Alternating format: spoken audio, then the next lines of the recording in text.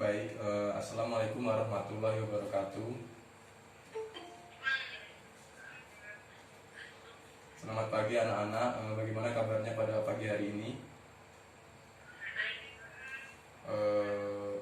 Mungkin kita langsung saja ya masuk ke materi. Sebelum itu Bapak akan menjelaskan capaian pembelajaran pada pagi hari ini mengenai mata pelajaran sejarah Indonesia, di mana pada pagi hari ini kita akan mempelajari tentang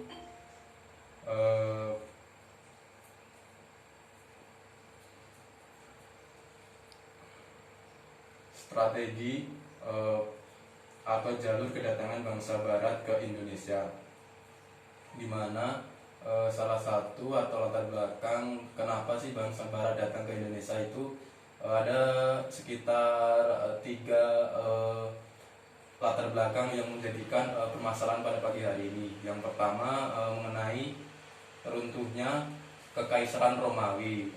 Kekaisaran Romawi di daerah Turki, di mana pada saat itu Kekaisaran Romawi ini adalah pusat pendidikan maupun pusat perdagangan. Oleh sebab karena sesuatu Kekaisaran Romawi ini runtuh akibat adanya peperangan yang dilakukan oleh orang-orang Turki salju kepada orang-orang dari bangsa Eropa. Dengan demikian salah satu penyebab orang-orang datang ke Indonesia adalah runtuhnya Kekaisaran Romawi. Selanjutnya perkembangan merkantilisme, revolusi industri dan kapitalisme. Di sini Bapak sedikit menyinggung tentang merkantilisme itu sendiri, di mana merupakan suatu paham kebijakan politik dan ekonomi suatu negara dengan tujuan memupuk hasil kekayaan berupa emas sebanyak-banyaknya. Jadi merkantilisme ini merupakan suatu paham di mana seseorang ingin menjadikan dirinya individualis atau egois, di mana kekayaan adalah faktor utama dalam hal ini. Kemudian revolusi industri. Sebagaimana kita ketahui, revolusi industri di mana pada saat itu negara Inggris adalah negara yang mempelopori terjadinya revolusi industri di bidang industri menggunakan mesin. Selanjutnya kapitalisme merupakan suatu paham yang beranggapan bahwa perekonomian untuk mendapatkan keuntungan sebesar-besarnya. Jadi paham kapitalisme ini menganggap seseorang bisa menjadi makmur atau kaya dengan perekonomian yang maju. Kemudian salah satu dampak atau faktor yang melatar belakangi pelayaran orang-orang Barat ke Indonesia khususnya yaitu perang salib, di mana perang salib ini terjadi antara umat Islam dan umat Kristen, di mana latar belakangnya terjadi perebutan kota Yerusalem itu sendiri. Perang salib ini berlangsung sekitar 200 tahun selama 7 periode. Dampak dari perang salib ini perdagangan terputus sehingga orang-orang Eropa ini memutar otak untuk mencari perdagangan di luar daerah-daerah yang telah terjadi konflik. Selanjutnya jatuhnya kota Konstantinopel ke umat Islam. Bahwasanya kota ini sebelum jatuh ke umat Islam berada di Khalifah Utsmaniyah pada tahun 1453 yang dipimpin oleh Sultan Muhammad II. Efek yang ditimbulkan dari jatuhnya Konstantinopel ini terputusnya jalur perdagangan orang Eropa dengan orang-orang bangsa Turki khususnya. Kemudian mereka mencari atau membuat sebuah jalur pelayaran sehingga agar mereka bisa hidup. Selanjutnya dari berbagai macam latar belakang atau faktor yang menyebabkan orang-orang Eropa ini mencari daerah-daerah baru guna mempertahankan hidupnya dan juga membuat suatu perubahan.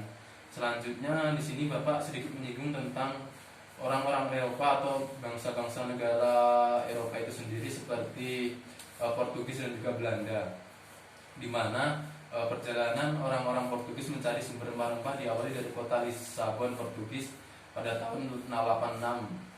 Salah satu tokoh yang terkenal pada saat itu yaitu Bartolomeus Dias. Beliau melakukan pelayaran dari pantai barat Afrika ke India namun gagal. Hal ini yang melatar belakangi kegagalan Bartolomeus Dias ini, salah satunya yaitu beliau terkena penyakit seperti penyakit pada saat itu seperti penyakit apa namanya itu kulit, kemudian diteruskan oleh temannya yaitu yang bernama Alfonso de Albuquerque yang berhasil menguasai Malaka dan Myanmar. Ketika mereka sampai ke daerah Myanmar, mereka melakukan pemberontakan terhadap suku-suku yang menempati daerah tersebut. Salah satu suku yaitu suku Masafa, yang kemudian pemimpin sukunya berhasil dibunuh. Namun pelayaran tersebut akhirnya sampai ke daerah Maluku. Selanjutnya kedatangan bangsa Belanda ke Indonesia. Salah satu pelopor dari kedatangan bangsa Belanda ke Indonesia adalah anak-anak kita ketahui, yaitu de Houtman yang mengarungi ujung selatan Afrika. Selanjutnya terus mengarah ke timur melewati Samudra Hindia. Pada tahun 96 armada de Houtman tiba di pelabuhan Banten melalui Selat Sunda. Kedatangan ini disusul oleh ekspedisi selanjutnya. Jadi ketika de Houtman ini berhasil tiba di Indonesia, orang-orang yang mengikuti jejak de Houtman ini banyak sekali dari daerah Belanda yang telah mendapat kabar bahwa salah satu warganya bisa berhasil sampai ke daerah Indonesia pada saat itu, yaitu Banten. Selanjutnya bangsa Spanyol. Bahwasanya anak-anak ketahui salah satu pelopor dari bangsa Spanyol ini yaitu Christopher Columbus yang berlayar ke arah barat. Namun ekspedisi Columbus ini hanya sampai di benua Amerika.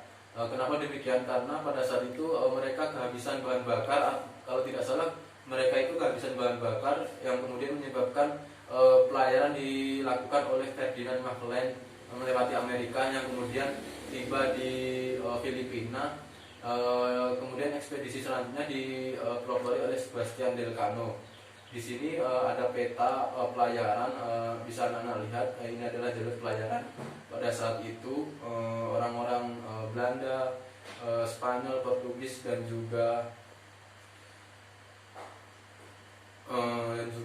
Spanyol, mereka melakukan pelayaran mengitari bumi.